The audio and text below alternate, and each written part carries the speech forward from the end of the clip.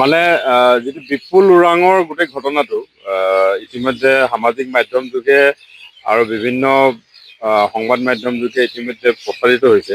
আমি লক্ষ্য কৰিছোঁ গোটেই কথাটো আচলতে খুব দুৰ্ভাগ্যজনক। এগৰাকী চৰকাৰী বিষয়াই আচলতে যি ধৰণে তেওঁক ব্যৱহাৰ কৰিছে, যিটো অমানৱীয় ব্যৱহাৰ, মানে থু পেলাই তেওঁ ভৰি চেলেকিবলৈ কোৱা, মানে গোটেই কাৰবাৰটো এটা অমানৱীয় কাৰবাৰ তাতে এগৰাকী চৰকাৰী বিষয়াই কৰিছে। মই আচৰিত হৈছো যে আজিলৈকে সমীৰণ বৰুৱা নামৰ এই চৰকাৰী বিষয়াজনক কিয় গ্ৰেপ্তাৰ কৰা নাই। ফেব্ৰুৱাৰী মাহৰ ঘটনা। মই আজি বিপুল ওৰাঙক মই লগ পাইছিলোঁ। মই তাক সুধিছিলোঁ তেতিয়া যে ঘটনাটো কেতিয়া হৈছিলে। মোক কৈছে যে ফেব্ৰুৱাৰী মাহৰ ঘটনা। মই কৈছিলোঁ যে তেতিয়া কোনো ব্যৱস্থা লোৱা নাছিলে নেকি, তেতিয়া কিয় থানালৈ যোৱা নাছিল। তেতিয়া সি কৈছে যে মাধৱপুৰ আৰক্ষী থানালৈ মই গৈছিলোঁ আৰু মাধৱপুৰ আৰক্ষী থানাই গোচৰটো ল'বলৈ অমান্তি হ'ল আৰু লৈ পেলানি তাক ক'লে যে কিবা বাঘচুঙলৈ তই যা, তাতে কেছ দিলে হ'ব। মানে আৰক্ষীৰ এই যিটো মানে কাম কাজ, মই বিশেষকৈ তিতাবৰৰ কথা কওঁ। আজি কেইটামান দিনৰ আগত বিপ্লৱী দাস ঢুকালে। আপোনালোকে জানে যে তিতাবৰ আৰক্ষী থানাৰ ভাৰপ্ৰাপ্ত বিষয়া যিগৰাকী দাস আছিলে কিবা, তেওঁক ৰিজাৰ্ভ ক্লোজ কৰিব লগা হৈছে। মানে এগৰাকী যুৱতীক নিৰ্মমভাৱে হত্যা কৰা হত্যাকাৰীক আৰক্ষী বিষয়াজনে ৰক্ষণাবেক্ষণ দিবলৈ চেষ্টা কৰিলে। 4 দিন কেছটো গাপ দি ৰাখিলে। পিছত যেতিয়া হুলস্থুল হ'ল, সংবাদ মাধ্যমত যেতিয়া হুলস্থুল হ'ল, তাৰ পিছত বিপ্লৱী দাসৰ হত্যাকাৰী জগত সিং এৰেষ্ট হৈছে। গতিকে এই আৰক্ষী, বিশেষকৈ মই যোৰহাট আৰক্ষীৰ কথা কৈছোঁ, যোৰহাট আৰক্ষীৰ ভাৱমূৰ্তি কিন্তু ম্লান হৈছে। যোৰহাট আৰক্ষীয়ে ক'ৰবাত নহয় ক'ৰবাত দোষীৰ লগত যিটো তেওঁলোকৰ এক প্ৰকাৰ অবৈধ সম্পৰ্ক ৰক্ষা কৰি চলাৰ পৰিণতিত এনেকুৱা ঘটনাবিলাক বৃদ্ধি পাইছে আৰু অপৰাধীৰ মনোবল বৃদ্ধি হৈছে।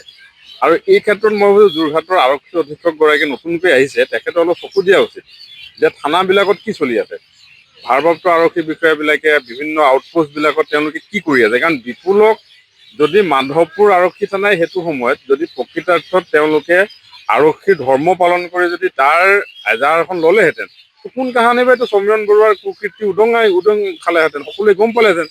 কিন্তু মাধৱপুৰ আৰক্ষী বিষয়াজনে যে তেওঁক এজাহাৰখনটো নল'লে, এজাহাৰখনটো নলৈ ঘটনাটো তেওঁ কিয় উচ্চপদস্থ আৰক্ষী বিষয়াক যাতে অৱগত নকৰিলে যে এনেকুৱা এটা চৰকাৰী এজন অফিচাৰে এনেকুৱা এটা ঘটনা কৰিছে, গতিকে এই ক্ষেত্ৰত মোৰ ওচৰলৈ এজন এজাহাৰকাৰী আহিছিলে, মই আমুক কাৰণত এজাহাৰখন ল'ব নোৱাৰিলোঁ, কিন্তু এই ঘটনাটো এনেকুৱা এটা ঘটনা আছে, বা আৰক্ষী অধীক্ষকো জনাব লাগিছিলে, ভাৰপ্ৰাপ্ত তিতাবৰ আৰক্ষী বিষয়াজনকো জনাব লাগিছিল। কিন্তু ঘটনাটো যে গাপ দি ৰাখিলে, এই কাৰবাৰবিলাক বিশেষভাৱে মই নিজেও তিতাবৰৰ বাসিন্দা হিচাপে লক্ষ্য কৰিছোঁ যে তিতাবৰত খুব বেছি হৈছে। আৰু এনেধৰণৰ কামে অসম আৰক্ষীৰ ভাৱমূৰ্তি ম্লান কৰিছে। মই মাননীয় মুখ্যমন্ত্ৰী মহোদয়কো আহ্বান জনাম যে এই যোৰহাট, বিশেষকৈ যোৰহাট জিলাখনত আৰক্ষীৰ গতিবিধিৰ ওপৰত চকু ৰাখক আৰু তেওঁলোকক কঠোৰ নিৰ্দেশ দিয়ক। এনেকুৱা ধৰণৰ ঘটনা হোৱাৰ পিছত আজি যদি সমীৰণ বৰুৱাক আৰক্ষীয়ে কৈছে যে পলাতক অৱস্থাত আছে, সমীৰণ বৰুৱাক পলোৱাৰ সুবিধা কৰি দিয়া হৈছে। পলাতক নহয়, তেওঁক পলাবলৈ সুবিধা কৰি দিছে আৰক্ষীয়ে, সেইকাৰণে পলাইছে তেওঁ।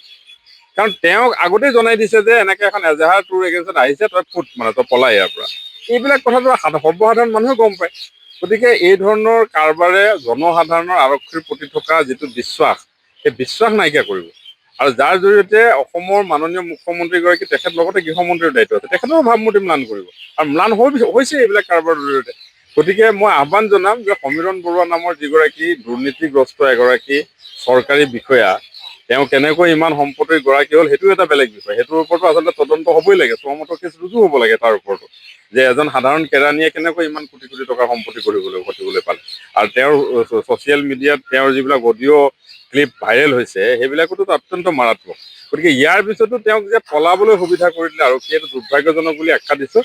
আৰু তাৎক্ষণিকভাৱে সমীৰণ বৰুৱাক গ্ৰেপ্তাৰ কৰি এই যিজন বিপুল ওৰাং নামৰ যুৱকজনৰ তেওঁৰ সোণৰ চেইন, তেওঁৰ পাৰ্চ, আনকি তেওঁৰ আধাৰ কাৰ্ড, তেওঁৰ ভোটাৰ কাৰ্ড, এইবিলাক চব জব্দ কৰি ৰাখিছে সমীৰণ বৰুৱাই।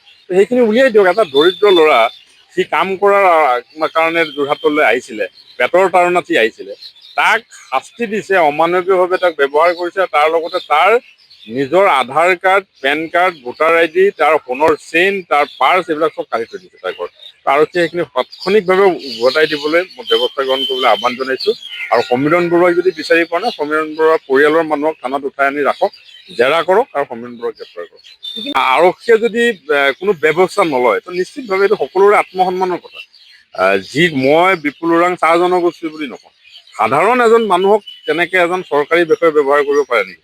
তেওঁতো এজন চৰকাৰী বিষয়া হয়, মানে চৰকাৰী পদবীত থকা মানুহ। তো তেওঁ যদি এনেকুৱা ব্যৱহাৰ কৰিছে, তাৰপিছত যদি আৰক্ষীয়ে তেওঁক গ্ৰেপ্তাৰ নকৰিব, তো নিশ্চিতভাৱে জনগোষ্ঠীয় সংগঠনসমূহে কাৰ্যসূচীটো কৰিবই। তাৰ কাৰণে যোৰহাট অচল হ'ব নাইবা কিবা হ'ব, সেইটো এটা বেলেগ বিষয়। কিন্তু কথা হৈছে প্ৰতিবাদ কৰিবতো লাগিবই। প্ৰতিবাদ কিয় নকৰিব? কাৰণ ইমান বেয়াকৈ ব্যৱহাৰ কৰাৰ পিছত, সামাজিক মাধ্যমত গোটেই বস্তুখিনি ভাইৰেল হোৱাৰ পিছত, তাৰপিছতো যদি অপৰাধীক পলোৱাবলৈ আৰক্ষীয়ে সুবিধা কৰি দিব, তাৰপিছতো যদি অপৰাধীক ধৰিবৰ কাৰণে আৰক্ষীয়ে কোনো ব্যৱস্থাই নল'ব, তো নিশ্চিতভাৱে দল সংগঠনটো আন্দোলনে কৰিব। আন্দোলন কৰাৰ বিকল্প কি আছে? কেৱল সমীৰণ বৰুৱাই নহয়, সেই ভিডিঅ'টোত কিন্তু কেইবাজনো লোকে হাঁহি হাঁহি সেইটো ৰং চাইছিল, তেওঁলোকে ভিডিঅ' আবদ্ধ কৰিছিল মোবাইলত। সকলো সমানে দায়ী। মানে বিপুল ওৰাঙৰ এজাহাৰত হয়তো চাগে আৰু 4জন ব্যক্তিৰ নাম তাত উল্লেখ আছে। সেই গোটেই কেইজন ব্যক্তিকে এৰেষ্ট কৰিব লাগে আৰক্ষীয়ে। কাৰণ এইটো ঘটনাক যদি আৰক্ষী প্ৰশাসনে এটা সাধাৰণ ঘটনা বুলি ভাবিছে, মোৰ বোধেৰে এইটো অত্যন্ত ভুল কাম কৰিছে। কাৰণ এইটো এটা জাতি জনগোষ্ঠীৰ লগতে মানুহৰ মানৱ অধিকাৰ উলংঘনৰ কথা, ফাণ্ডামেণ্টেল ৰাইটৰ উলংঘন। মানুহক যি ধৰণে ব্যৱহাৰ কৰা হৈছে, ইয়াৰ পিছত যদি আৰক্ষীয়ে বিষয়টো গুৰুত্ব সহকাৰে লোৱা নাই, তো এইটো অত্যন্ত দুৰ্ভাগ্যজনক। আৰু এই গোটেইকেইজন এতিয়া সমীৰণ বৰুৱা পলাতক, তাৰ লগত থকা বাকীসকলকতো এৰেষ্ট কৰা নাই, সোধ পোছো কৰা নাই। সোধ পোছ কৰিবলৈও কোনোবা এজনক আজিলৈকে আৰক্ষীয়ে বিচাৰি যোৱা নাই। কিন্তু মই নিজেই অত্যন্ত দুৰ্ভাগ্যজনক বুলি আখ্যা দিছোঁ আৰু আৰক্ষী প্ৰশাসনক তাৎক্ষণিকভাৱে এই ক্ষেত্ৰত ব্যৱস্থা ল'বলৈ আহ্বান জনাইছোঁ।